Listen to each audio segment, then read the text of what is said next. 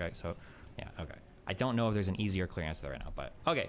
Don't care. Moving forward. Okay. Hi, what's up, buddy? Hey, man, what's up? Just jumped in another research stream today. Yeah, I'm on meth-fueled knowledge acquisition. A debate or something? No, Palestine, Israel comes up all the fucking time, and so many people give so many bad takes on this, I've decided to just learn the whole fucking conflict because I'm just gonna fucking do it. And then I can fight against all the stupid historical takes that I hear for all this. The amount of terrorism defense I've seen the last 2 weeks, I have to like sign off everything, dude. Yeah, it's pretty wild. The most insane shit. But what's up?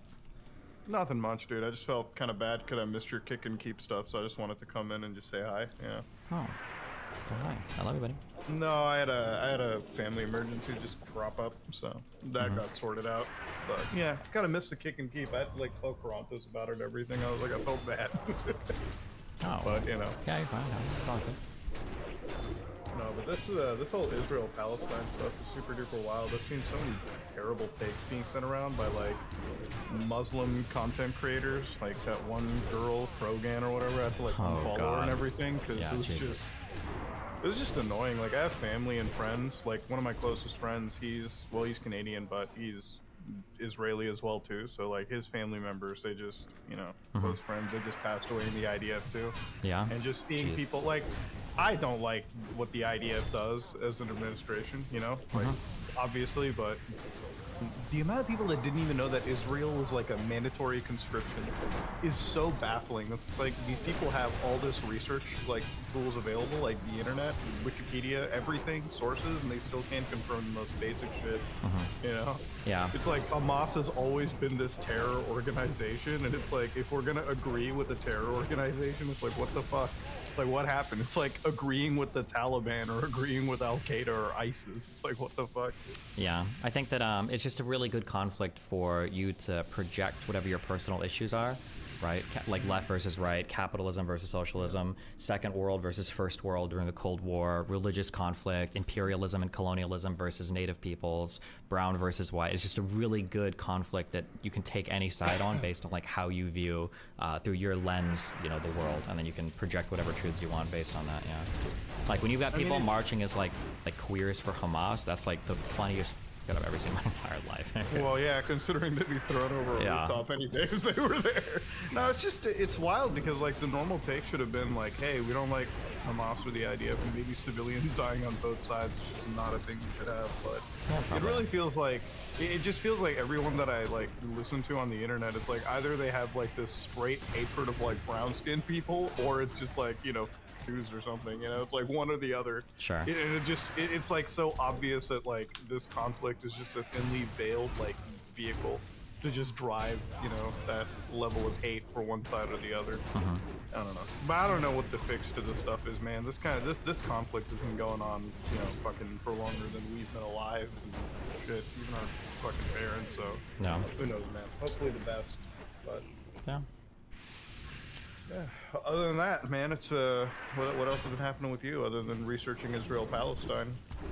This is it. Yeah, just this for days and days and days. So, yeah. Fuck it. All right, man. I'll probably hit you up later. But yeah, next kick and keep him totally down. I just felt bad about it, so I wanted to come in. Yeah. You know, hi. You're good. No worries. I love you, buddy. All right, man. Take care. Love you, man. Take care. It's no coincidence that the poster child for Israel's war campaign is a conventionally attractive white female, especially given the type of photos people choose to represent her. It's like her dancing at a party. I mean, she is pretty conventionally attractive, but I mean, yeah, people are gonna identify probably with like pretty people or people that look like them or whatever. That's just like this isn't like Israel or about war, blah, blah, blah. That's just like normal. That's like a normal human thing. It's sad, but it's true. People tend to identify with like innocent, pretty women or whatever, or children over like other types of people. A really good example of this is, I believe the Reagan administration, was it his wife too? They like denied that AIDS was a real thing. I think nobody in the United States, the thing that drove most people in the US to care about AIDS, it wasn't evil, immoral gay people having sex and musicians and blah, blah, blah. It was when the little kid got HIV via a blood transfusion. right? This Ryan White kid. And it was only when that happened, I don't want to say only when that happened, but I'm pretty sure when that happened, I think there began to be a major shift in the United States.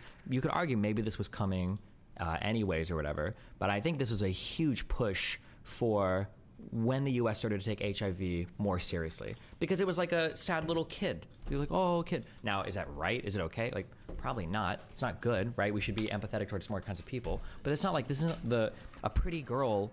It's not like this isn't like exceptional, like, oh my God, Israel's engaging in some crazy propaganda or whatever, right? But I mean, like, yeah, if you get also, if you didn't want her to be a poster child for this, if you want her to be a poster child for this, you probably shouldn't have like shot her in the back of the head, thrown her in the back of a truck with her limbs all broken and f***ed up, and had people spitting on her body while you drive her around a town where the innocent children of Gaza were all cheering and whooping and hollering in celebration of her body being paraded.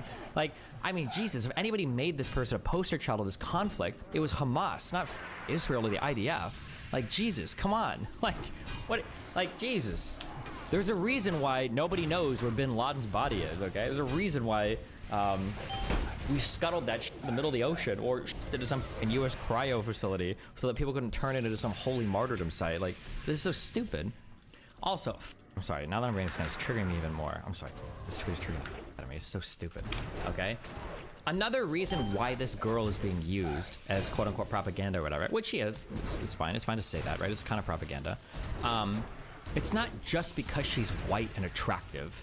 It's also because, one, she's a dual citizen. I believe she was a citizen of Germany. Two, she's young, okay? And three, she doesn't fit the mold for like classic colonial person. She seems like a hippie, like go-lovey peace person. What are these, dreadlocks or dread ends or something, right? Now her being white, which I think she's white, although actually now that I'm looking at her, now I'm not 100% sure. I think she is, but like she probably is. But like, yeah, I don't think it's just because she's a white. It's like, oh, modern white woman. It's probably the combination of everything that she is, right? Which seems to be like young, hippie, party person going to festivals and shit. Is a dual citizen, number one. And number two, the fact that, that I mentioned, this is what I mentioned before, the fact that Hamas made such a disgusting example out of her, right? Those are the two things that are driving this, more than it just being a random pretty white woman. Yeah. But, okay.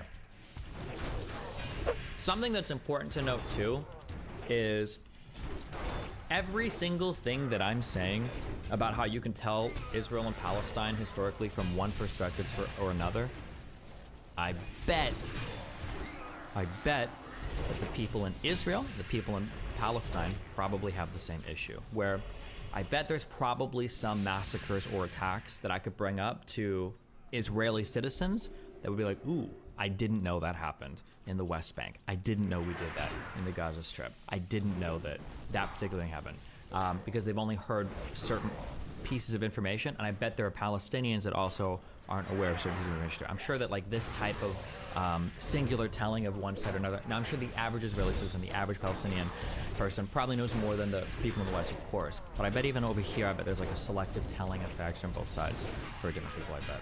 I think Netanyahu, even in some ways, benefits from this association with the rabble-rousers on the right.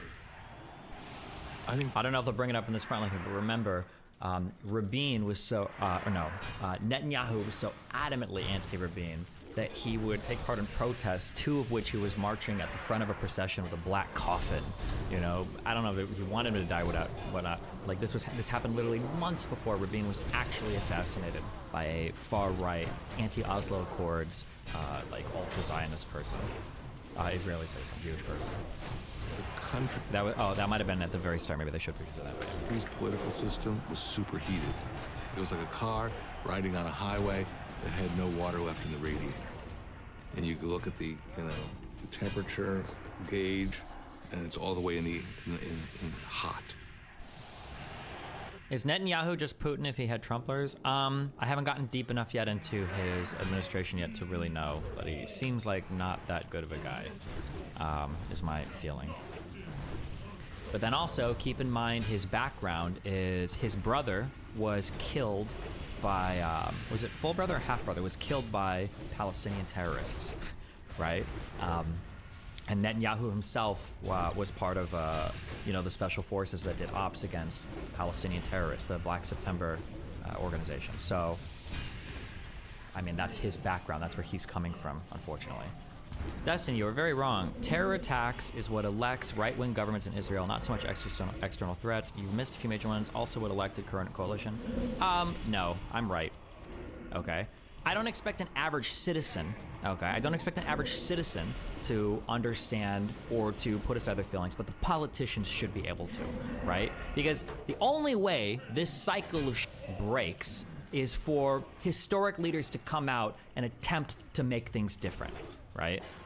That's the only. Your take on terrorism is super naive? No, I'm coming at this from like a leadership politician standpoint, not a retarded Twitter user or civilian standpoint, right? Who sees one terror attack and wants to destroy the whole world, okay? Civilians are stupid, all right? It's supposed to be leaders that guide us to better places, okay? Leaders guiding us is what gets us things like the Egypt and Israeli peace treaty, right? Okay? Civilians leading us is what happens when, after 9/11, we go to war with Iraq and Afghanistan, okay? That's the difference between like having actual leaders and civilians driving us into places out of fear, okay? You're wrong. I'm telling you what you're talking about. What ought to be. I'm telling you what happens in practice. I understand what happens in practice. Obviously, this is what happens in practice. But I'm saying that there have to be better. I don't know why I'm repeating myself. I don't, if you just don't understand what I'm saying, I don't know what to say. Never mind. I don't need to repeat myself again. Are you implying Iraq and Afghanistan were unjust or wrong? I'm saying that Iraq and Afghanistan were emotional responses by civilian populations, okay? Those were conflicts where we needed a strong leader, and we didn't have strong leadership. We had weak leadership. That's why Iraq and Afghanistan happened. Without 9/11, Iraq and Afghanistan never happened. There is no Iraq and Afghanistan without 9/11. And 9/11 doesn't justify Iraq, it barely justifies Afghanistan, okay? Those were emotional, civilian, politically led conflicts. They weren't conflicts led by strong leadership in Washington. We're talking, it's just the two of us. And there's a demonstration outside. Afghanistan was a NATO Article 5. I don't think you can compare it to Iraq. Hold on. Wasn't that a NATO Article 5 triggered by Turkey, though? I mean, I'm saying that, that's why I said, I will say, Afghanistan is more justifiable because of Al-Qaeda and everything in Iraq. Sure, okay. But 20-year occupation, all that shit, no, okay.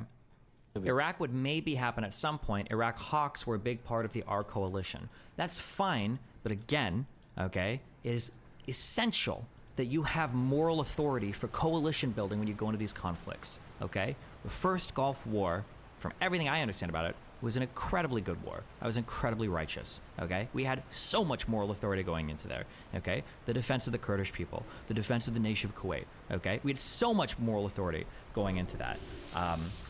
The second, the Iraq war and the indefinite occupation afterwards is insane, unhinged, okay? Where does the U.S. play in this? Why does the U.S. have an interest in Israel in the first place? Is putting Israel bad for Biden in 2024? We'll get there in the last 20 years, or in the next 20 years. The role that the United States has played in Israel existing is so much smaller than I ever thought. I don't know if because I've heard right-wingers talk about how important Israel is, or I hear Nazis talk about it, but the role that the U.S. plays in like the existence of Israel is so much smaller than I thought it ever was. I will say that's probably one of the hugest takeaways that I've had coming out of like all of this historically. I thought, and I've said this before, I probably said it, I think even within this year, that like Israel literally exists at the behest of the United States, and it's the only reason, blah, blah, blah. That's just so not true. It's so unbelievably not true. Rabin's widow blamed Netanyahu for contributing to her husband's death. Has also produced shock in the Palestinian community. And said so on worldwide television. Your husband pointed the finger at Mr. Netanyahu and said, you must stop this incitement. Yeah. To what extent do you blame Mr. Netanyahu and the Likud for what has happened? I do blame them. In a rally in Kikar Zion in Jerusalem that showed him in the uniform of a Nazi. So Mr. Bibi Netanyahu, now we can say from here to eternity that he didn't support it and didn't agree with it, but he was there, and he didn't stop it. Oh, is that what Netanyahu says now, that he didn't agree with it and he didn't support it? Whose close advisor at the time vehemently disagrees. The attempt to pin on him the murder of the Prime Minister is a cheap political propaganda trick that was taken by his political opponents, mostly from the left, in order to delegitimize Netanyahu as a Does that include America's support in the Six-Day War? Because I keep hearing from lefties that Israel didn't win that on their own. They won because they were backed by the U.S. and EU. It was 66 when France stopped selling them weapons, and then I think the U.S. started to sell them weapons. Israel won the Six-Day War mainly on their own. I think they were buying some U.S. weapons at that point, but like massive U.S. support, nothing compared to what the Arab states were getting from actual Soviet support. Like the Soviets were hardcore backing them, the Arab countries in that conflict. I think that the big difference was Israel took all of its military shit very, very, very, very, very seriously. When you see when you see like as we've done the historical reading, notice how like all the same names keep coming up. Moshe Dayan, Sharon, I think, or fuck, Sharon. You see like a lot of these military commanders. If I saw them on paper, I don't remember, but like all these military commanders keep coming up over and over and over and over again. Like Israel is constantly iterating on their battle doctrines. They're constantly iterating on their effectiveness in the field. Like they're doing this work. I think that the Arab states at this time, I don't know why the Jews were better at it. Maybe because a lot of them coming back from Europe were World War II fighters or something. I'm sure there's some early history there to learn. But the Arab nations, supposedly, according to the Wikipedia articles I read, I don't have in-depth knowledge, but supposedly for Arab nations, they did a lot of promotion based on kind of like family names or based on who the coolest sunglasses. It wasn't very meritocratically based or based on merit. It was just like promotions of like whatever. So everything was just like very sloppy and shitty for a long time. It wasn't until after the humiliating defeat of the Six-Day War that especially Egypt started to take its shit, and I think Syria did as well. They started to take promotion and the actual establishment of real military doctrine more seriously, which is why they were arguably more successful in the Yom Kippur War than they were in the Six-Day War. But yeah, but the Arab countries just weren't as good at fighting for some reason. I don't know why they had that culture of like cool promotion or whatever. I don't know. I'm not sure. Oh, and then also keep in mind too, okay? So for like a slightly more dimensional perspective, while I've said it's Arab countries versus Israel, it's Arab countries versus Israel, that has been true, kind of, but it's also kind of not true, and that even though all of the Arabs kind of wanted Israel gone and they kind of wanted, to take over that land and everything, they were also still in competition with themselves as well. The Arab countries were constantly looking out amongst their own positions in the Arab world, right? A lot of Nasser's exploits in Egypt, or his attempts to close the Suez Canal and fight with the rest of the world, were because he wanted to be the leader of a united Arab world. Or the different moves that King Hussein made were because he was trying to stay in good favor with other parts of the Arab world. So even though it's all like the Arab nations are kind of against Israel, they're also all kind of vying for their own interests at the same time as well. So they have very complicated and delicate political situations that they're trying to maneuver through as well. While in Israel, they don't have to worry about any of that. In Israel, it's all internal. It's us versus the world. We've got a clear enemy on the outside, and then we just need to iterate our military doctrines and succeed. There might have been more internal Israeli strife that doesn't come up in the articles from 48 to, I don't know, the 90s or whatever, but political public and to delegitimize the positions of Likud in the Israeli open political debate.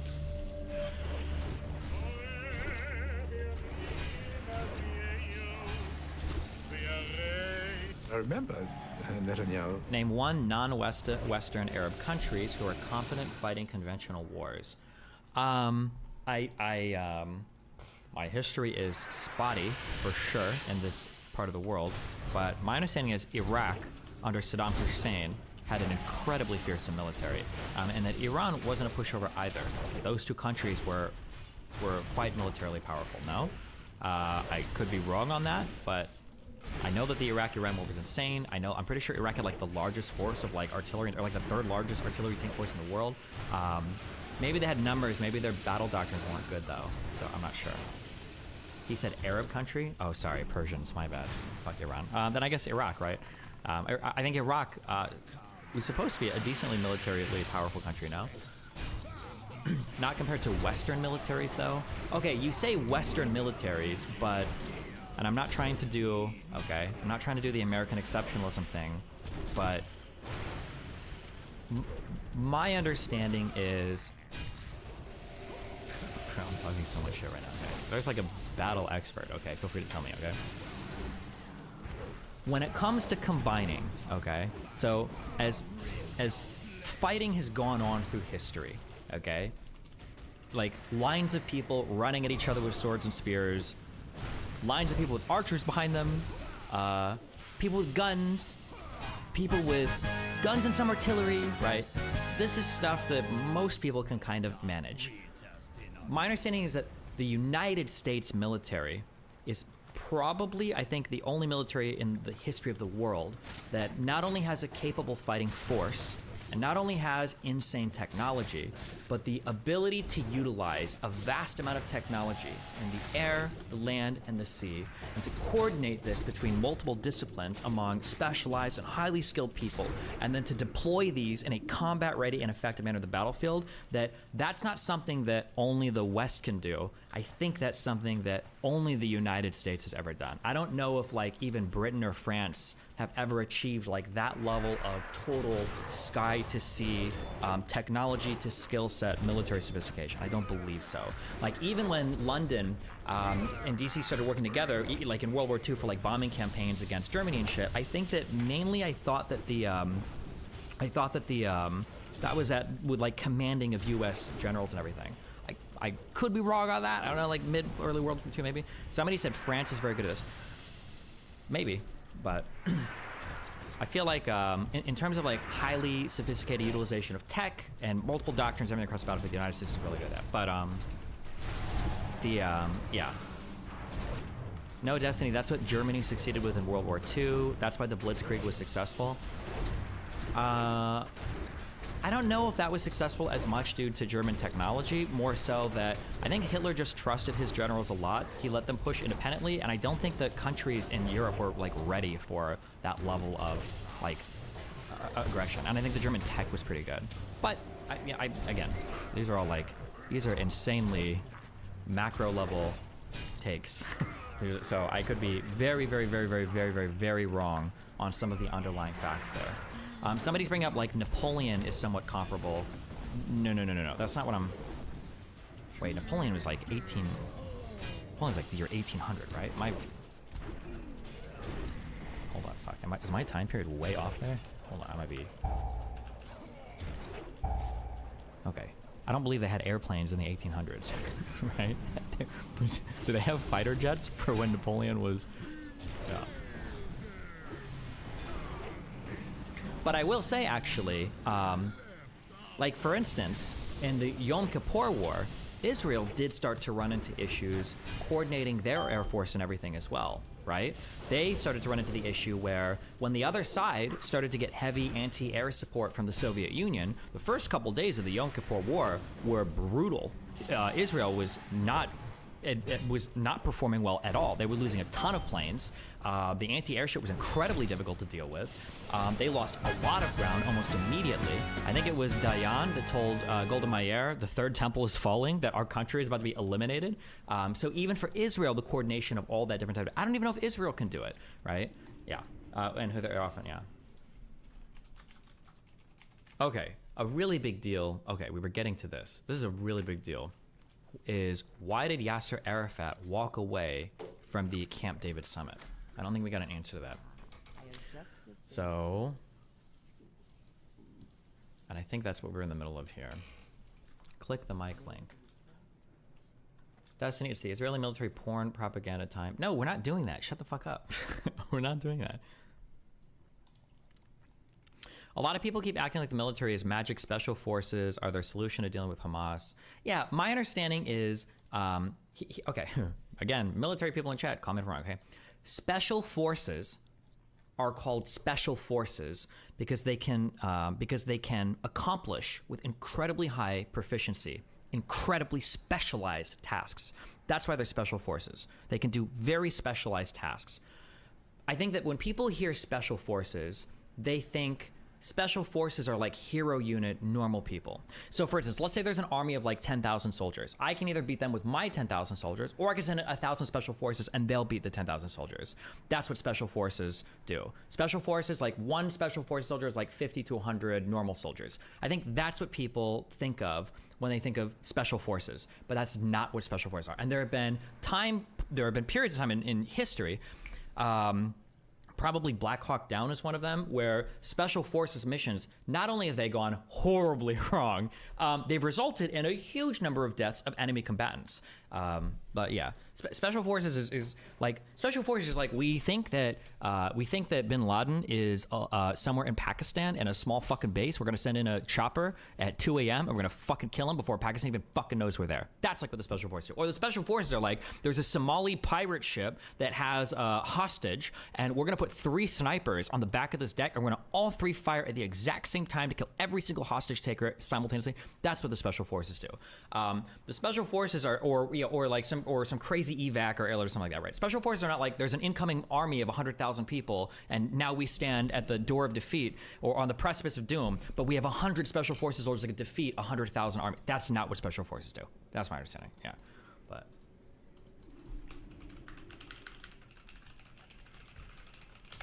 So the idea, for instance, of sending special forces into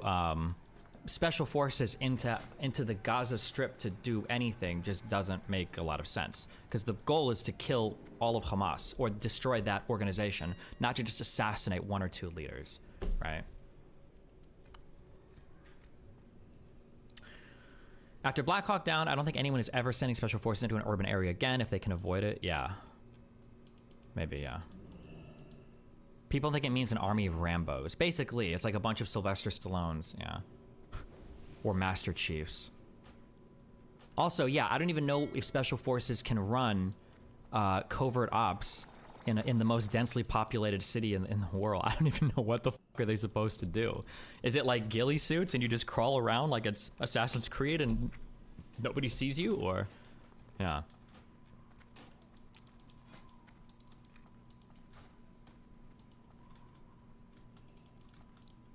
Any opinions on this assassination, the impact of Oslo Accords because of this, etc.? Well, obviously the assassination was tragic and really, really bad, but yeah, I don't know what other, yeah. Okay. What is this? If based on the numbers, more Germans died in World War II than Brits, does that mean British were wrong in World War II? Oh no. There's no way he said this. Hold on. Attempting to kill terrorists and civilian casualties are a cost of war. That is just a reality of life. During World War II, there were 70,000 Brits who died during the Blitz bombing, and there were 2 million Germans who died, civilians who died during World War II. And I don't see a lot of monuments in Britain. Wait, okay, that's true. Because of the 2 million civilians who died in Germany. The costs of war are brutal, they're terrible, they're horrifying. There's a vast difference in moral scope between deliberately going into a civilian area and murdering everyone you can find and trying to kill a terrorist who is deliberately hiding beneath the civilian area, hiding their rockets in civilian areas, starving their own people. And there is a vast difference. Okay, so let me, now I can test my question if you don't mind. Okay, I'm gonna do a quick thing here, okay? Somebody in Kick Chat said, why do you think people are so keen on offering Muslim countries the utmost charity for their barbaric acts, such as beheading babies? To them, when it matters, to them it matters that they only beheaded a smaller number of babies, but when Israeli airstrikes at Hamas target, if any civilians are hurt, they're interpreted in the worst possible way. It's an optics thing, but it's been bugging me since the conflict started.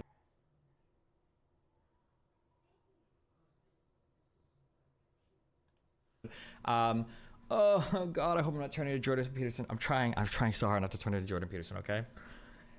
It might be a bit of Marxist influence where when you analyze things through the lens of oppressor and oppressee, what happens is you draw different moral justifications or draw different moral standards for the oppressed than you do for the oppressors. That's, I think, one of the big issues that you run into is when you're obsessively viewing things through the lens of colonial versus settled or native versus, foreign invader, you draw a whole different set of moral standards for one side than the other, which I think is wrong, right? You should always be holding yourself to a set of moral standards. These don't change based on your relationship with an oppressor or oppressee, but I believe that people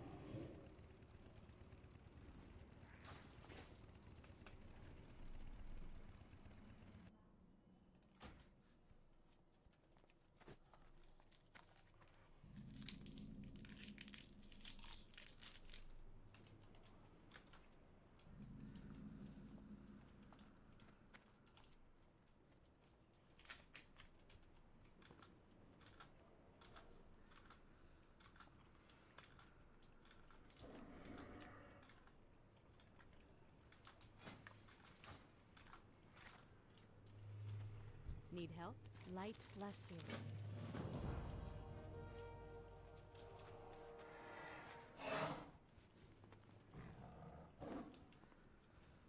What brings you here?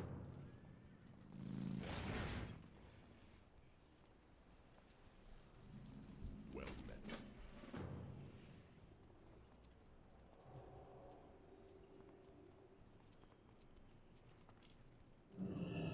Mokra, go with honor.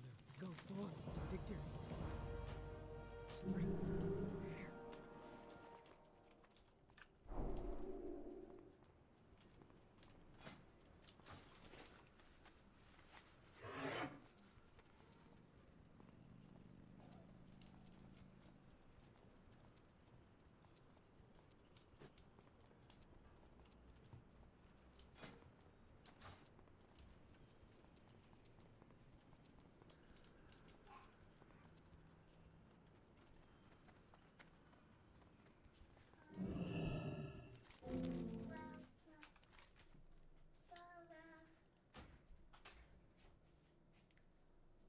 Hej. Goddag.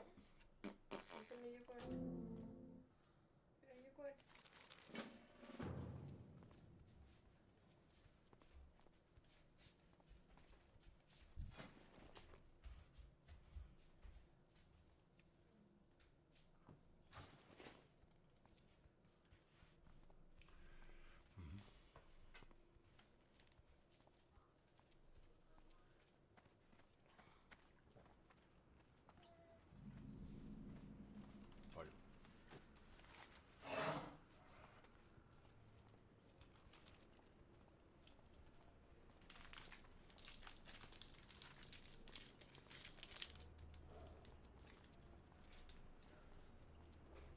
No, I have no car.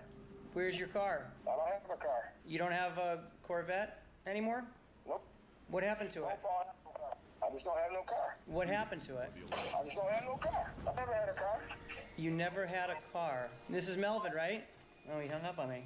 Oh my God. That's the people I work with. This right here is Melvin Keith Johnson. Melvin Johnson tried to steal a Corvette from me multiple ways, and he played it as the nice guy role too, as he was the one getting scammed. He was cautious because he doesn't want to get scammed. Now, a guy from New York tried to buy a Corvette out of state. He tried to have it shipped to him. I can't do that because of just the way the scenario seemed. It just seemed odd, and I made him come pick it up, and I'm glad I did because he only managed to scam me out of a small amount of money and not $36,000. And in today's video, I'm going to teach you how Melvin Johnson scammed me and how he got away with scamming me out of some of that money. Today's video, like, real bummer. This is why I don't trust people. This is why I have trust issues. And this is honestly why I'm such a dick to people with such short patience sometimes. People lie to me all the time. I am a used car dealer, and usually used car dealers are the ones with the bad names. I'm telling you right now, buyers are liars. We are the first person that people don't care to take advantage of and lie to. And that's expected, sadly. Like trade-ins, people trade in, they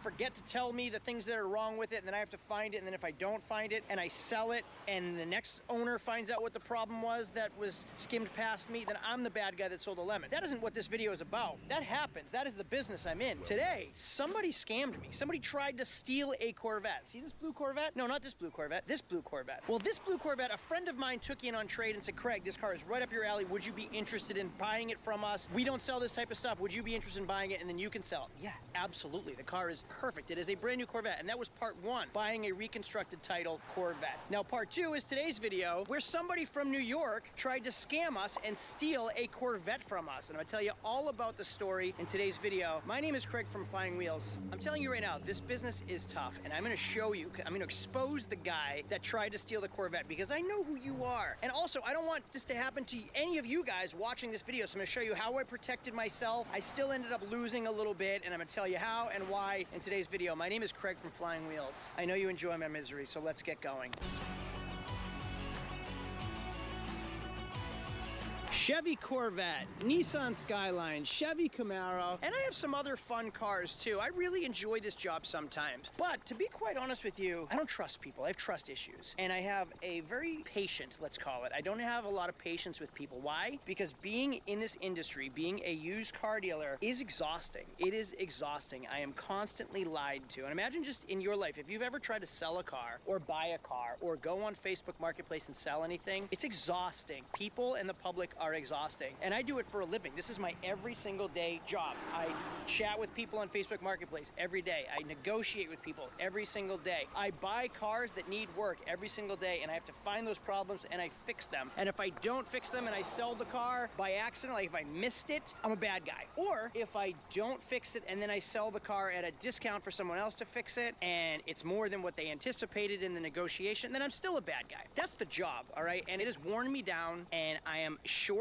like not short-tempered, I don't have a temper, but I'm short with people and I don't have patience with people. And to be quite honest with you and to say it perfectly, I'm a dick now. I didn't used to be a dick. I used to be happy-go-lucky. I used to be a people person. Now I'm a dick, and I don't want to be. And it's because of stories like today that make me be a dick all the time. And I don't want to be a dick. But here's the story that made me who I am, because it's stuff like this that happens all the time that just sours you over time. Now, if you watched my last video, I told you all about the Corvette with a reconstructed title that we bought, and we cleaned it up, and the car was awesome. Before I jump into it, I want to show you Melvin Johnson from my previous video, because he seems like such a swell guy. So happy to make a video and talk about me and how great we are. Here's Melvin Johnson right now. You were straight everything you said. It's like brand new, smell brand new, drive brand new, okay? And I'm telling you, I was typical. I drove 6 hours, you know, it was on the back of my head. Let me tell you something. I will be buying another car from you. I will be sending you customers. This ain't, you know, I'm not saying just be saying, I'm saying it from my heart. You're a good person, you're fair, you're honest. You can't get no honest than you is, okay? If a person got to drive 6 hours, okay, you treat like family. Not,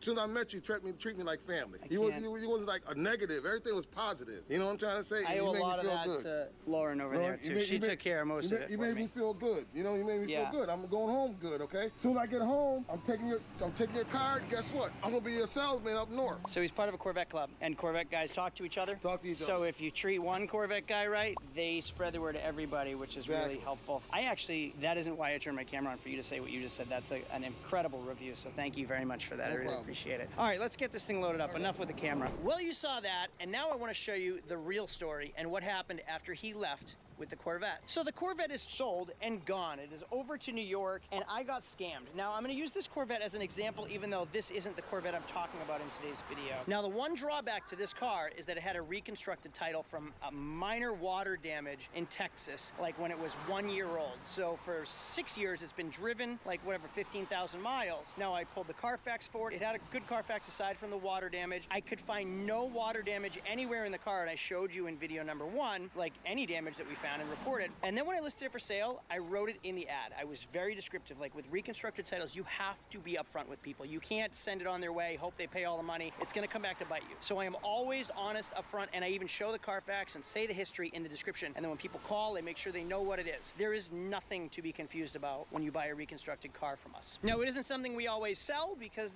I would prefer to sell clean title cars. If I find a good, solid car that's a great value, that looks like it was repaired correctly, I'm not afraid of it. This man calls me, not Melvin Johnson, his brother calls me. This man calls me, and he calls me from upstate New York and says, Craig, I own a dealership in upstate New York. My brother's interested in this car. Would you consider wholesaling it to me? So I'm like, yeah, sure. I'll wholesale it to you, whatever. I mean, I don't want to give the thing away, but would you be interested in wholesaling? I'm like, yeah, sure, I'll do that. It's like, would you take 30? I'm like, no, I wouldn't take 30, no. The car is too nice.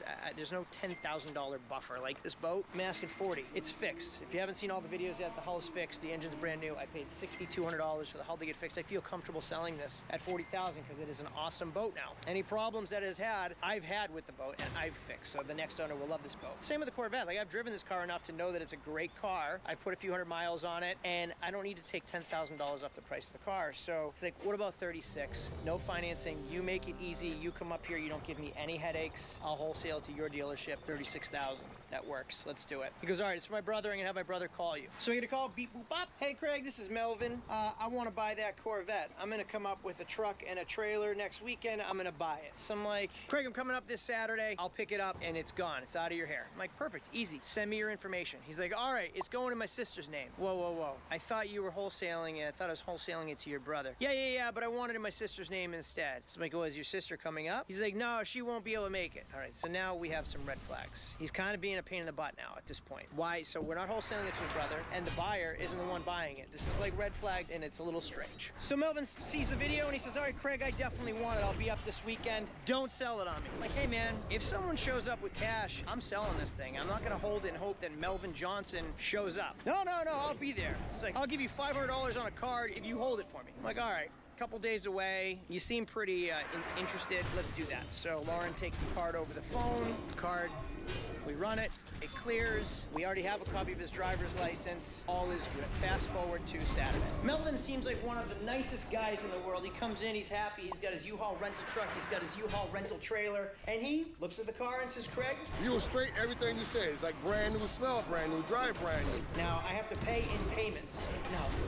No, you or your brother said you're bringing cash. Now I'd have to report it if you paid all cash. I had told him, Melvin, listen, the only way you're getting this car is if you wire me all the money in advance so I can see it in my bank account, or you're not taking the car or the title, or you bring me $100 bills, because I'm not letting my car go to upstate Syracuse or Rochester, New York, and hope your money goes through. Hope your check is good. Now I want to give people the benefit of the doubt, but in this video you can see I can't, because people lie to me nonstop. I have another video about someone else that was completely cheating me and lying to me before. That hasn't aired yet. So Melvin, you either wire me the money and I see it in my bank account before you get here, or you bring me $100 bills, and that's the only option. Melvin walks in the door Saturday. Craig, that is the car you said it is. I'll take it. Perfect. All right, Lauren will take care of all the paperwork. Well, Lauren starts counting the cash with me. We have a cash counter. We have a counterfeit machine. We do everything. He gives me $15,000 in cash. I'm like, Melvin, you're a little short, buddy. He's like, well, I gave you $500 on a credit card too. I'm like, yeah, you did, yeah. So now we're at $15,500. He's like, all right, here's another $500 on a credit card. Swipe his card. All right, now we're at $16,000. Now what sucks about credit cards is the fee. On a $500, that's like $30, $35 on credit card fees. So he's swiping two cards, $500 each. The first one was manual, the second one we swiped. Lauren is back. What happened when Melvin said he had all the cash and remember he was checking his pockets? Yes.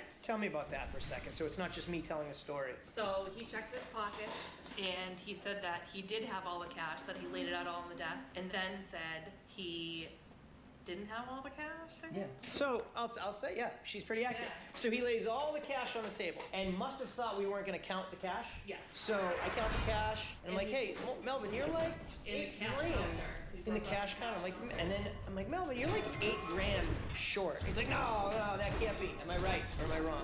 Like, yeah, you're like $8 grand short. I'm gonna run it. I just ran it, but I'm gonna count 100 by 100 right in front of you and Lauren, so we all know. No money has come off the table. No money has come out of the machine. No, it was all there. I count 100 to 1,000, then 100 to 1,000. I lay it all on the table. He's short $8,000 in cash. Now he also had to send us money on Cash App, and he Zelled us. His brother, the dealer, Zelled us some money. So his brother Zelled us some money, which is fine. I don't mind Zelle because it's like a wire. So his brother Zelled us a bunch of money that showed up in my account before Melvin even laid out the cash. So after his Cash App from his daughter that he was on the phone with in our office, his daughter Cash Apped me, then his brother Zelled me, then he put two $500 payments on a card, and then he gave me enough cash that was short $8,000. Now he's like up in arms. Oh, it was there. It's not there. I counted in front of you. It's not there. Calls his brother. Hey, what's his brother name? Hey, wasn't all that cash in my pocket when I left? Oh yeah, it was. Well, now I'm short $8,000. Where'd that money go? So this is the whole rigmarole. Oh wait, yep, we're just sitting around here waiting. Like, all right, well, it's not here. We're just gonna wait for him to do his whole drama thing. And then he's short. He's got to figure it out somehow. Well, mysteriously, that $8,000 shows up, right? Yeah. Is that what happened? Yeah. He went out to his truck or reached in his pocket or whatever, and mysteriously that $8,000 showed up, and he pays for the car. It's paid in full, $36,000 between Cash Apps and Venmos and Zells and 2 credit cards and a wire and cash. I helped him load the Corvette on the truck. I sweat underneath, make sure it's locked up, make sure the straps run right, because he didn't really seem to know what he was doing. He talks about his Corvette club. He talks about how great we are. He talks about how he's going to promote our business to his Corvette club, and he loves working with honest people that are always up front. Usually these are red flags when people talk about scams or how great you are. He was going to put the Flying Wheels name in his Corvette club on the banner. Right. So I definitely I'm sure we're not going to pay that fucking man. So Melvin Johnson takes off. Next week, 1 week later, we get a letter from the credit card company. He charged back the credit card. Now, there's something I always say in these videos, CYA, cover your butt, right? I always cover my butt. So we have a Carfax history report right here. I gave him a copy of the Carfax history report showing the reconstructed title, but I keep a copy and I have him sign it because it says branded flood. So he knows. He signed it. He knows what it is. Now, his sister's not here. Dakara Johnson is not in the office to sign everything. That's why I put it in both of their names. I need the person present here signing everything. So Melvin Johnson signs the Carfax. He's aware. Melvin Johnson signs the bill of sale. Here, I get a picture, Melvin Johnson, of your driver's license right there. I get both credit card receipts signed right there. And he signed the one that I ran over the phone as well. I got his signatures, I got his driver's licenses, I got everything.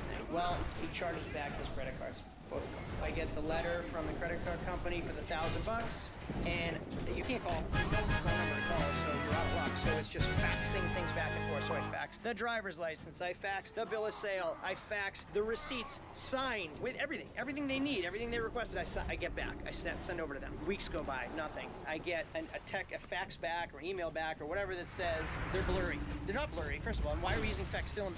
Maybe that's why it's blurry, because we're still using fax instead of email. So we clear them off, we darken them, I resend them. I get a letter here from the credit card company. Fraud card present environment. This is a notification. The allocation dispute initiated by the bank, JP Morgan Chase, is fraud card present environment. So I get a letter from JP Morgan Chase Bank that says, Dear merchant, this notification is to inform you of the action taken regarding the allocation reversal dispute. Fraudulent transaction processed as a face-to-face transaction. Without a signed, imprinted mag swipe or chip read sales draft, we cannot defend this case. The letter's signed.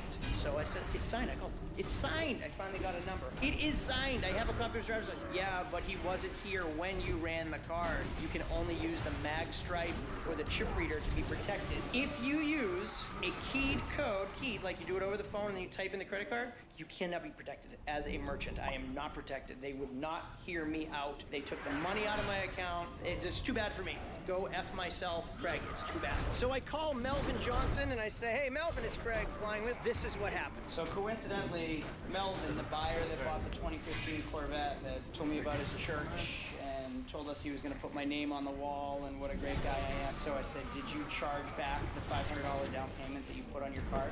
No, I wouldn't do that. So we got a letter back that said he charged back $500 on his card and we traced it to him. So I'm going to give him a call and see what's going on.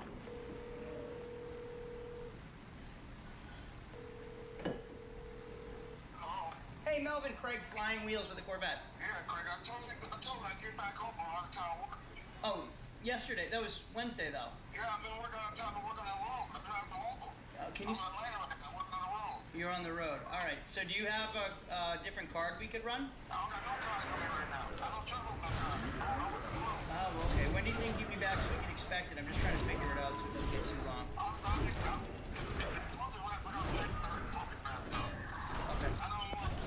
All right. So should I call you next Thursday?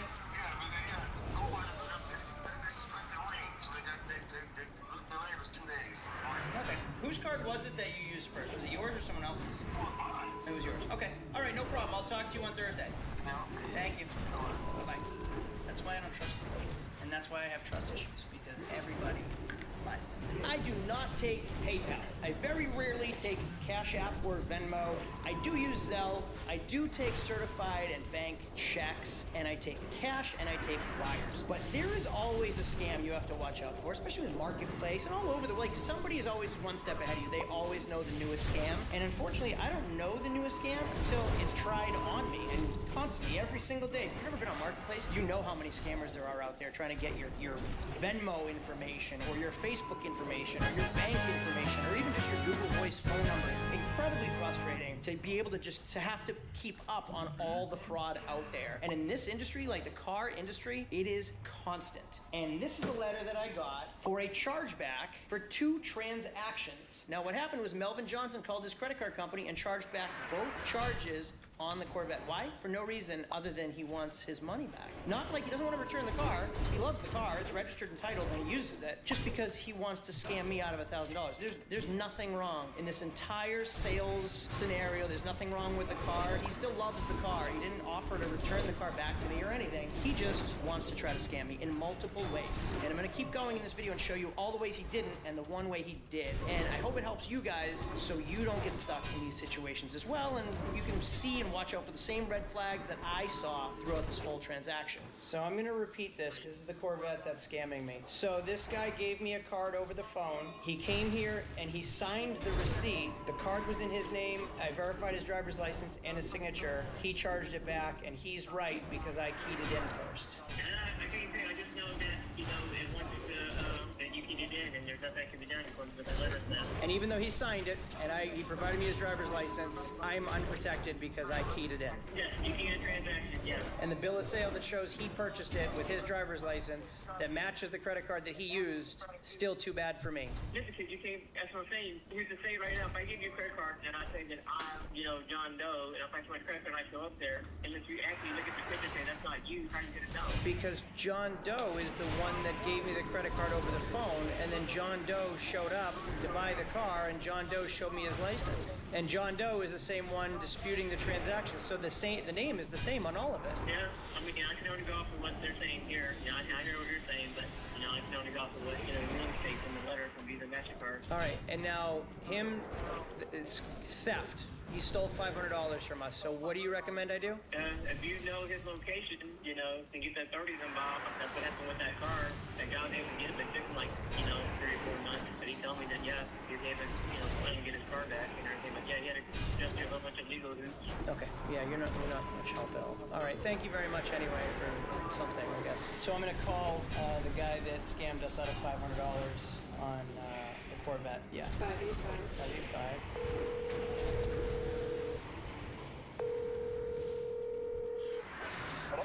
Hey Melvin, Craig Flying Wheels. I was calling to see if you ever got your car registered. I don't have no car. You don't have no car? No, I don't have no car. Where's your car? I don't have no car. You don't have a Corvette anymore? What? What happened to it? I just don't have no car. What happened to it? I just don't have no car. I've never had a car. You never had a car. This is Melvin, right? Oh, he hung up on me. That's the people I work with in my life, and this is why my wife calls me a dick all the time. I don't have no car. That's too soon. I'll call tomorrow if he doesn't answer. See if he answers again. I don't have no car. He probably blocked your number, is my guess.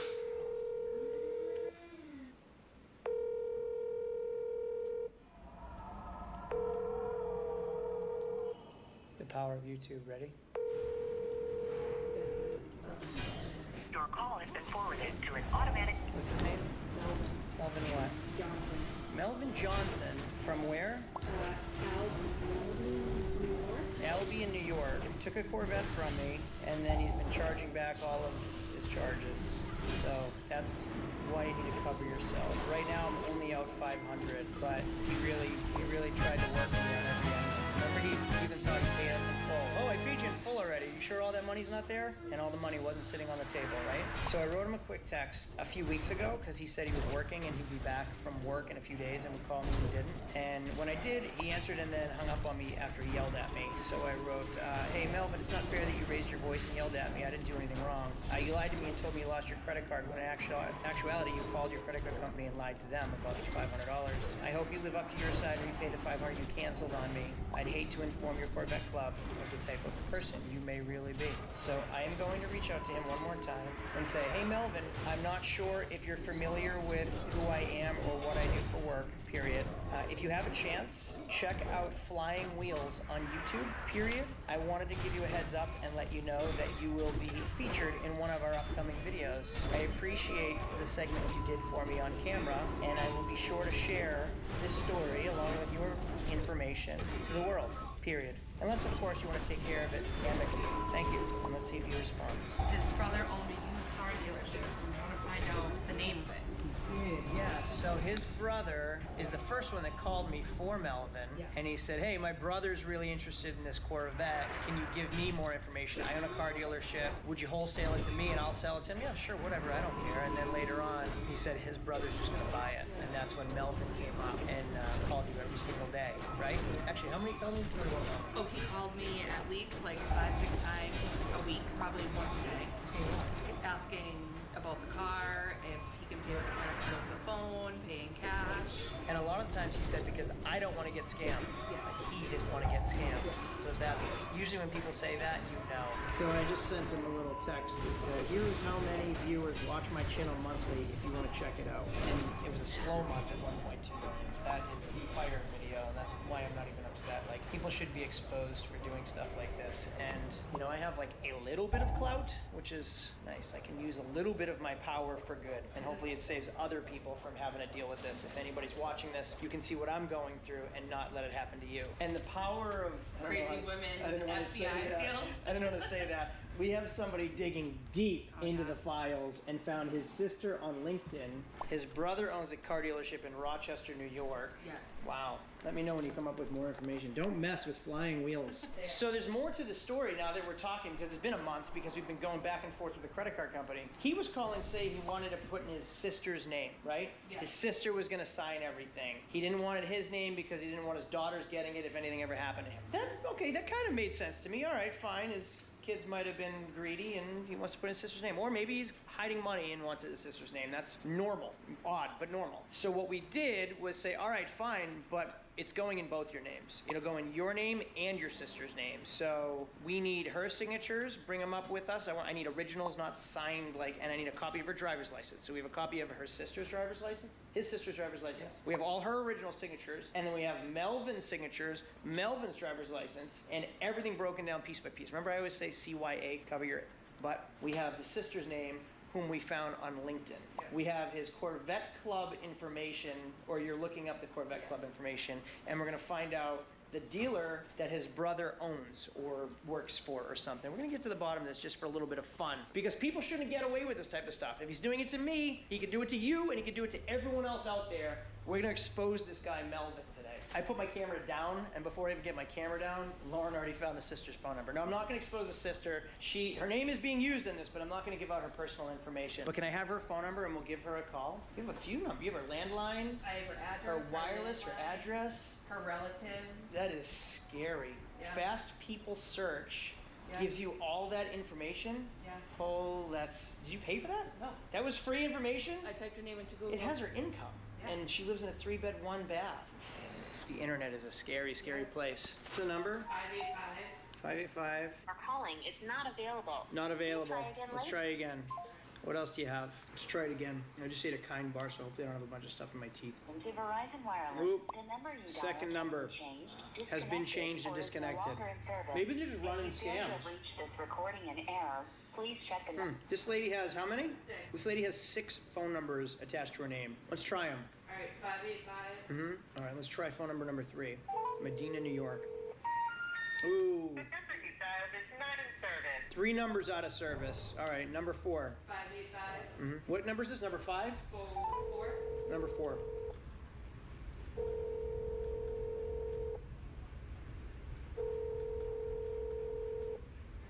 Call has been forwarded to an automated voice messaging system. Is not available. At the tone, please record your message. When you've finished recording, you may hang up or press 1 for more options. Hey, Dakara, my name is Craig from Flying Wheels. Your brother Melvin bought a Corvette from us in his and your name, and there's some fraudulent activity that Melvin has done that's affecting you, and I just want to see if I can get you out of it and find some type of solution so you don't have anything related to this. Can you call me back when you get a chance, please? And thank you. I don't think I have introduced anybody yet to Lauren. So, Lauren, I just need someone to vouch for me, because sometimes people think my stories are fake.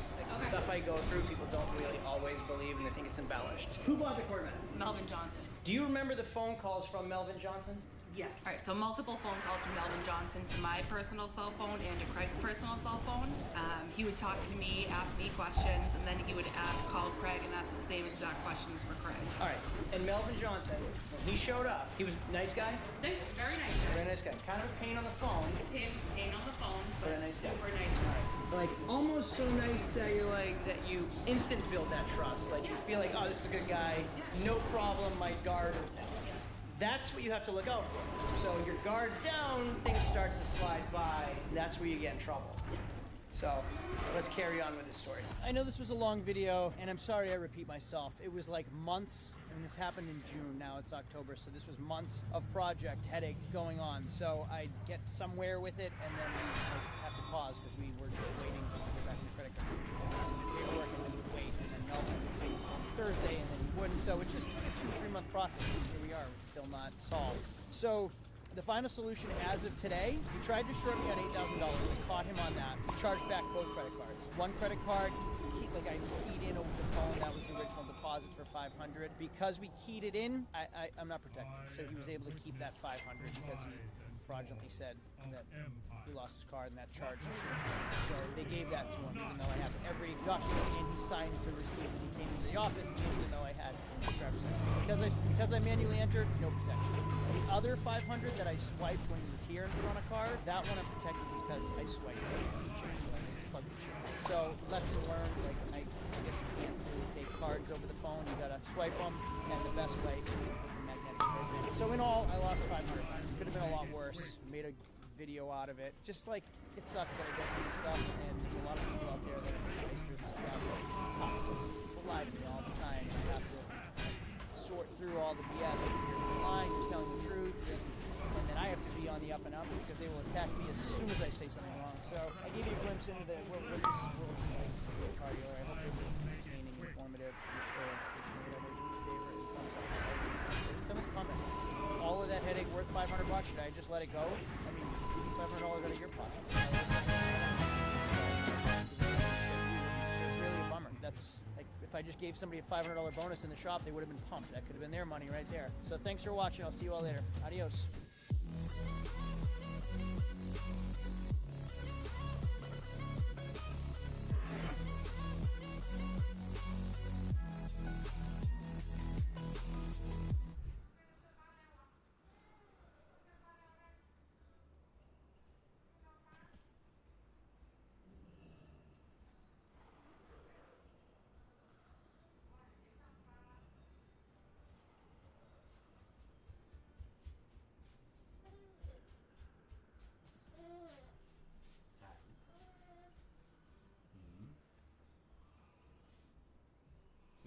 What was it?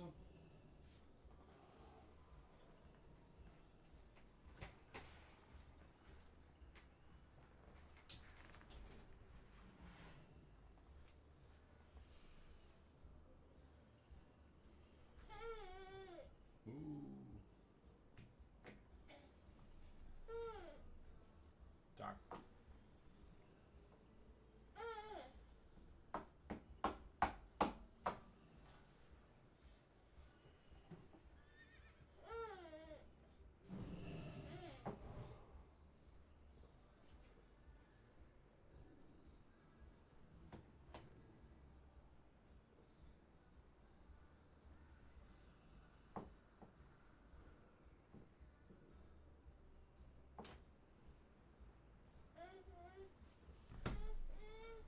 Not do it again.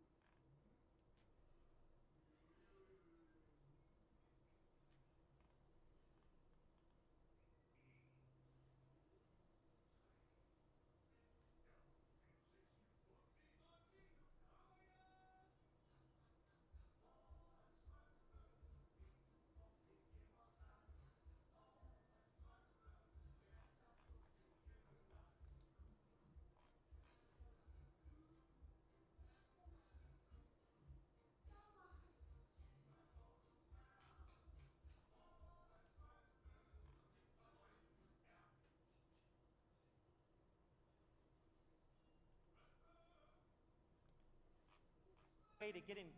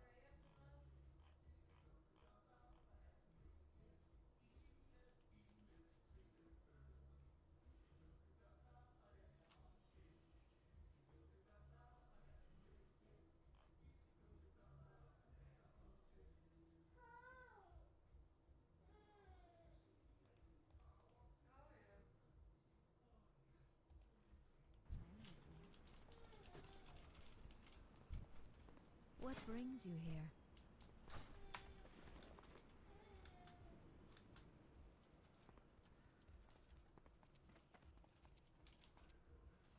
What are you looking for?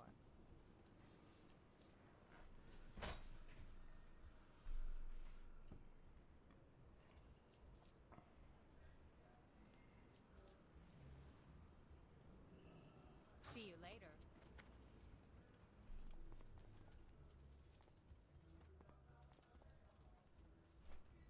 Hello.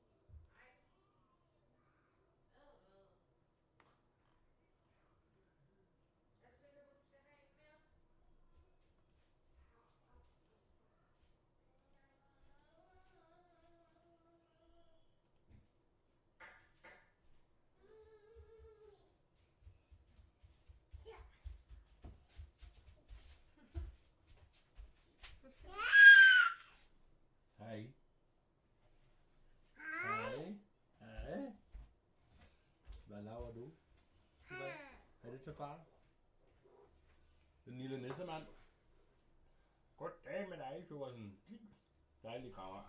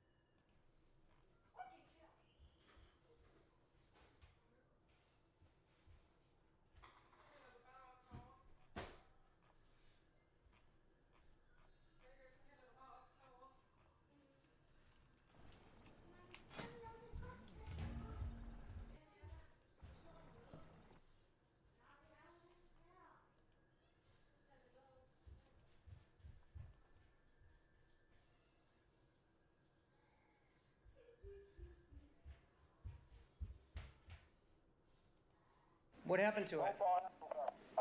They got me that for my birthday when I was. What happened to it? I just don't have no car. What happened to it? I just don't have no car. I never had a car. You never had a car. This is Melvin, right? Oh, he hung up on me. Oh my god. That's the people I work. A few months ago, I was scammed on a Corvette, and it was a 3-month process, and the video aired last week. And I gotta tell you, street justice is the best served justice. Far better than calling the police or courts. And last week I made a video that went tremendously viral, unintentional. I wasn't expecting that. And in today's video, I'm gonna go over the results of the guy that tried to scam me on the Corvette, the backlash of the video because the police called me, and then also what it's like having a viral video because it's only been 4 or 5 days, and just like an influx of emails, fan mail, phone calls, texts in the middle of the night, and just some threats that were made to the scammer too. Today's video is packed with just like aftermath, blowback that I wasn't expecting. My name is Craig from Flying Wheels. Let's get going.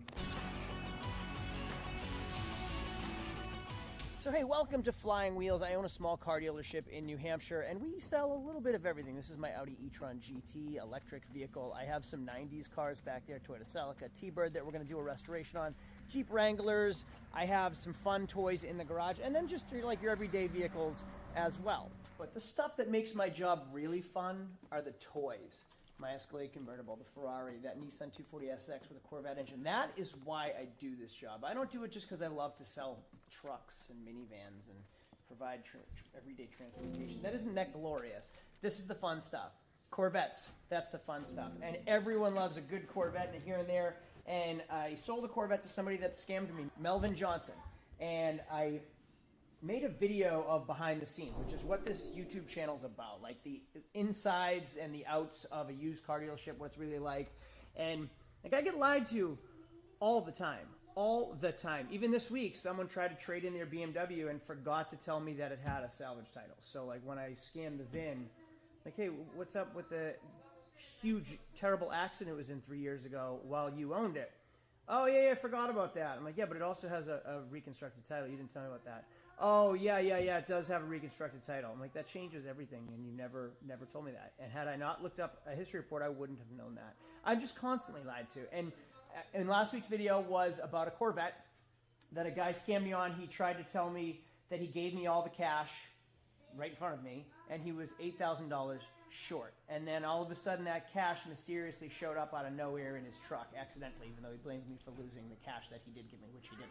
Then he needed to pay me the balance on Cash App and Zelle and 2 credit card charges. And I tried to show you like how I covered myself, and I ended up only losing $500. And it's because I manually keyed in one of his credit cards, and he charged back. Both credit cards, I got one charge went through, and the other one he charged back, and I couldn't get back. So I ended up losing $500. And Melvin Johnson, I'll tell you, he knew what he was doing, and he was scamming me, and I fell for most of it, or some of it, but I kind of felt it happening, so I covered my butt the best I could. It ended up costing me $500. I'll just take that as an education. But I made a video about it, and I exposed him, because if he's doing it to me, he could be doing it to you, and then I want you to know the scams too. And to be honest with you, I've called police on things before, and they'll just say, like, hey, it's a civil suit, take it to court. And then you take it to court, and then it's like a 6 to 8 month process. And if you do win, then you have to try to collect. The court doesn't make you collect, doesn't collect for you. You have to be now a collection agency, and if they can't afford it, you do it in payments. And like, they don't pay. And if you do get anything, you're lucky. And that is like justice served, like legal justice served. The best justice is street justice. And I am fortunate enough to have this YouTube channel where I get to make videos, and I will have no problem exposing somebody. I do plenty wrong, and I expose myself on this channel as well. Anytime I do something wrong, I fess up to it, so there's nothing hidden. And I love to give shout outs to people when they're doing something great as well. So like having this soapbox I get to stand on works well in all areas. And in that street justice, I have a viral video that I was not expecting to go viral, that people really, the internet took over and did its job. I've already been talking too much. Let's just dive right into it. Hey, good morning. Good morning.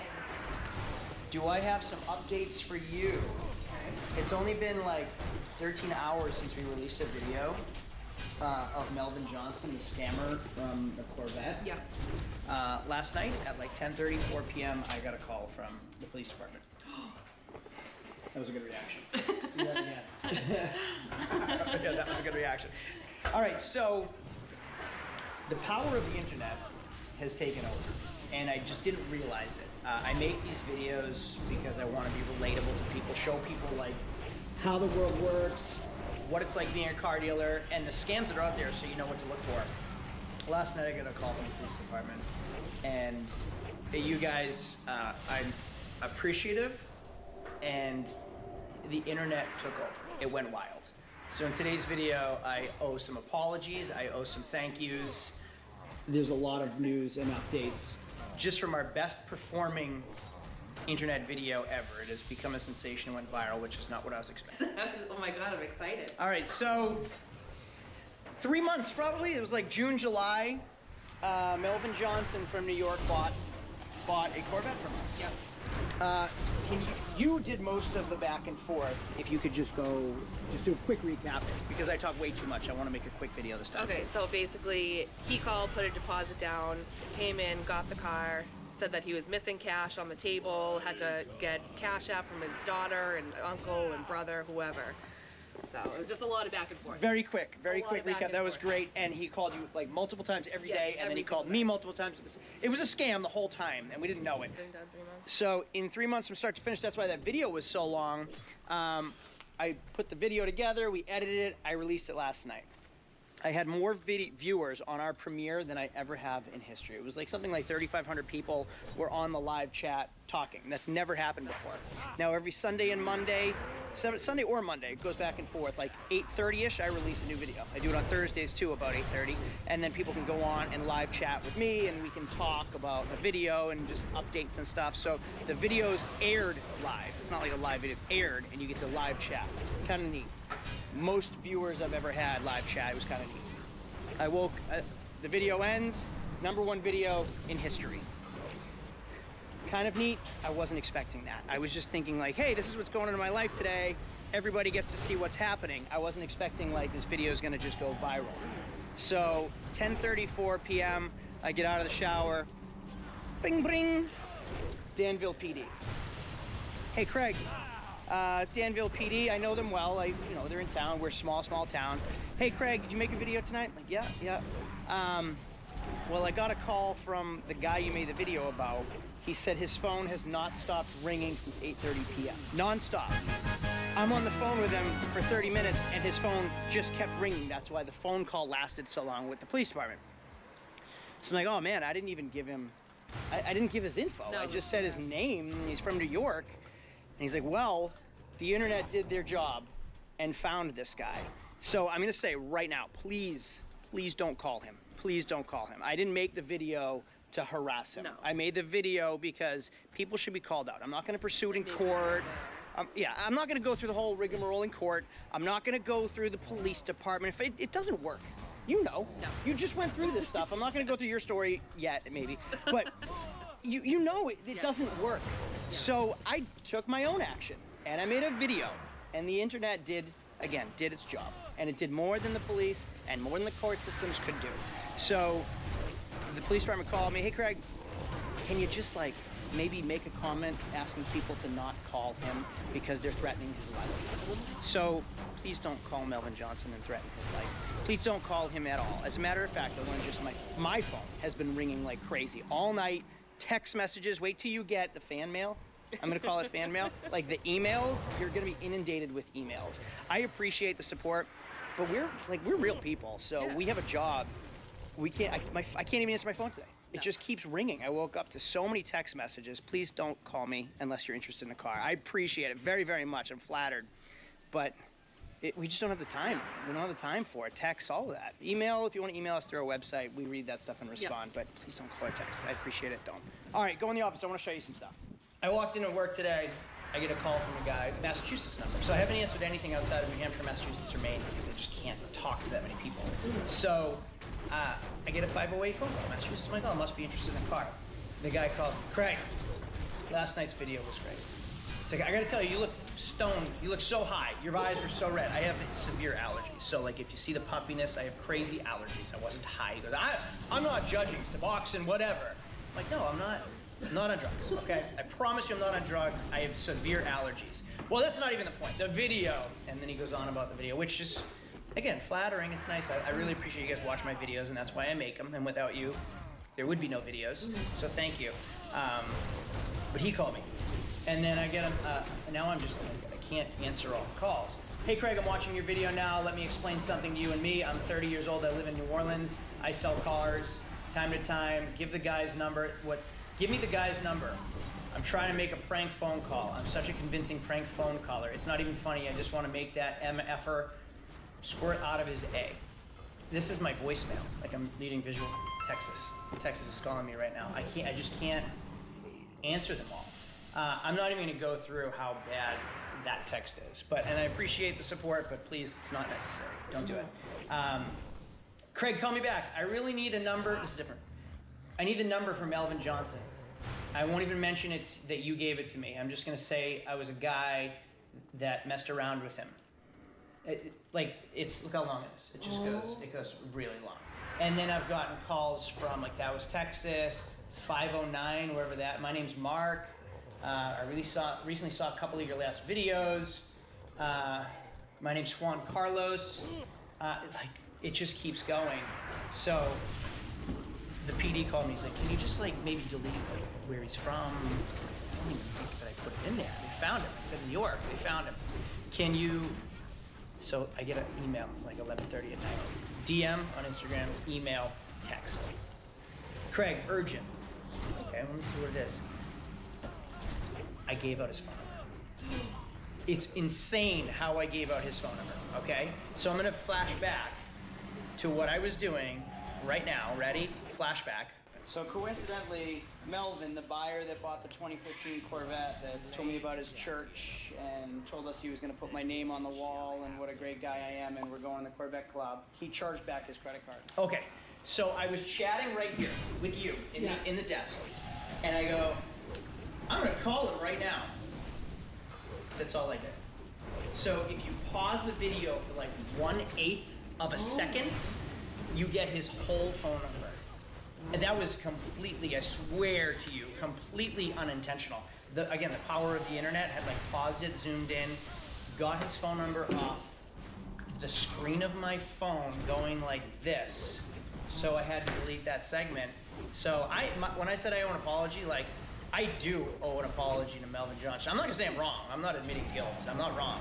But that was completely unintentional. I did not think that going like this would show a phone number on my phone.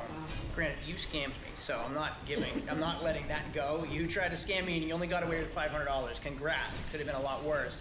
But I didn't intentionally give out anybody's phone number, nor did I give out the sister's name or the brother's name. I could have done it, but I didn't.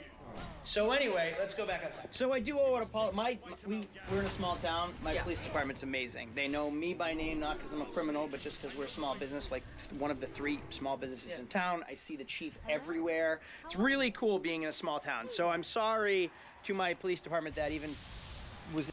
Hamas was actually willing to do something. Hamas was actually willing to take up arms, and at this point, in this desperate situation that a lot of Gazans are in, that's what they're looking for. The fighting force who will take on the Israeli state. So whether or not Hamas has put them in a better situation or not is sort of irrelevant. Will we actually be able to get our government to do anything about it? I don't know. That's why I'm a communist and I support overthrowing the government. Do you still stand by the statement that the Palestinian resistance fighters get you fired up and that they're a courageous and powerful group of people? Hell yeah. Kommer Thank you for having me on. I appreciate it. What did you want to introduce yourself? Yeah, my name's Eddie. Eddie Liger is what I go on, or go by online. Do TikToks and work for the Midwestern Marks Institute. We have a YouTube channel. I'm streaming this right now. And a website, and publish a lot of books and do stuff like that, so yeah. All right, gotcha. Well, what did you... I think we were fighting on Twitter. I've been fighting a lot of people on Twitter. What were we fighting particularly about? What did you want to address or bring up today? Yeah, well, I'm a little bit... Like, the original point of contention was I just saw this quick little TikTok clip of you basically saying that Israel is not an expansionist project, or Israel's not expansionist. So that was what I tweeted about, but then... Since then, I've familiarized myself with your position a little more and watched the debate you had with the girl, I believe her name was Kate, the anti-Zionist Israeli girl, and you said that you agree that Israel's an ethno-state and the Nakba could be considered an ethnic cleansing of Palestinians, so I'm not actually sure where the point of disagreement is, but what would you say, I guess, to me saying Israel's an expansionist state? I guess well, first, because now I realize some people are using different ideas of expansionism. What do you mean when you say expansionist? Like a settler colonial project that is predicated on displacing Palestinians and annexing their land to add it to Israel, the Zionist state.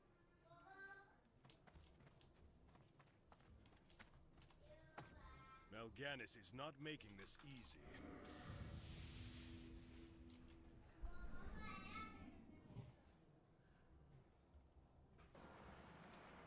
They're very persistent.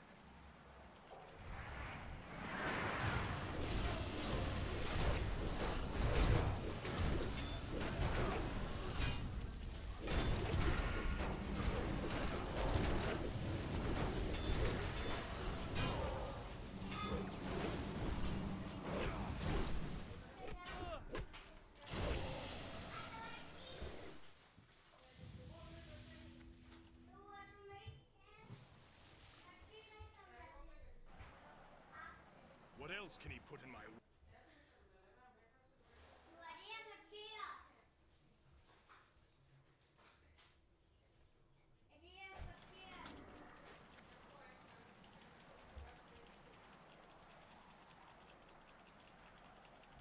I do what I must for Lordaeron, and neither your words nor your actions will stop me.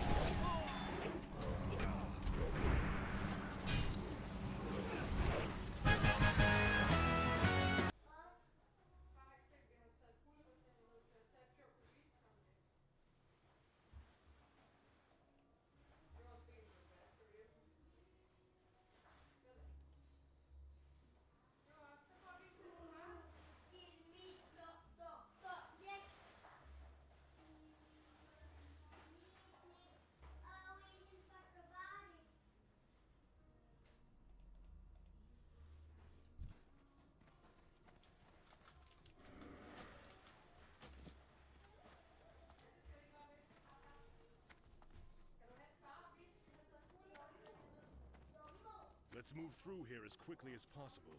If the undead don't kill us, the fires might.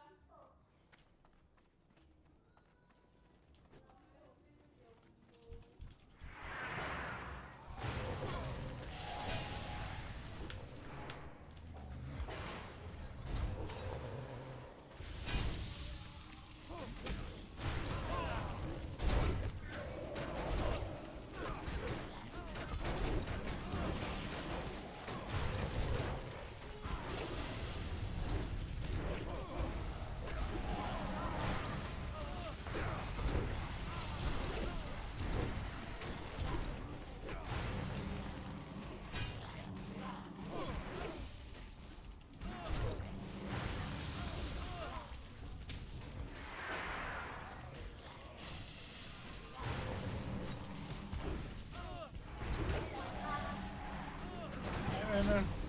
Waar bedoel jullie? Hey. Voor wat speel? Ja? Nej, det er bare så. Det er 14 alarm der. Men jeg er en pirat.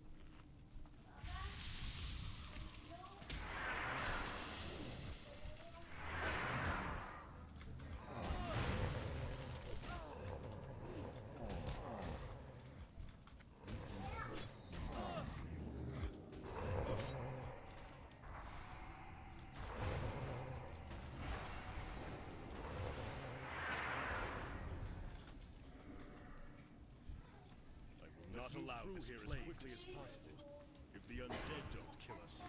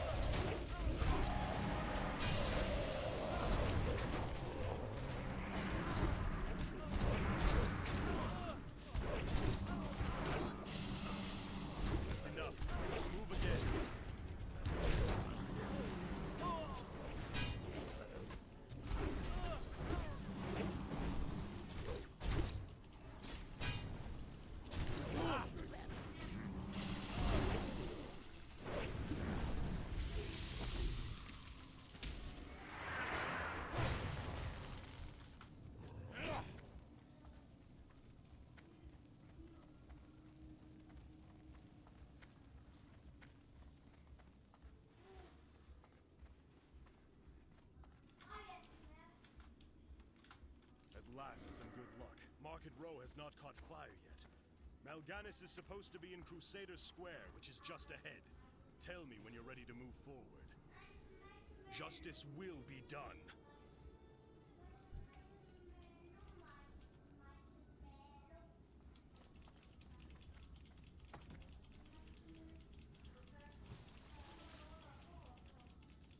We're going to finish this right now, Mal'Ganis.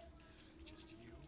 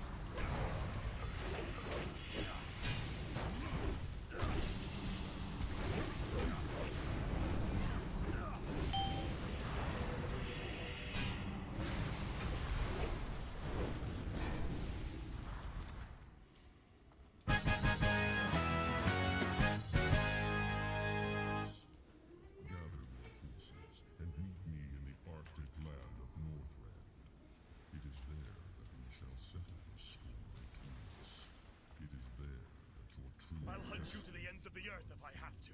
Do you hear me? To the ends of the earth!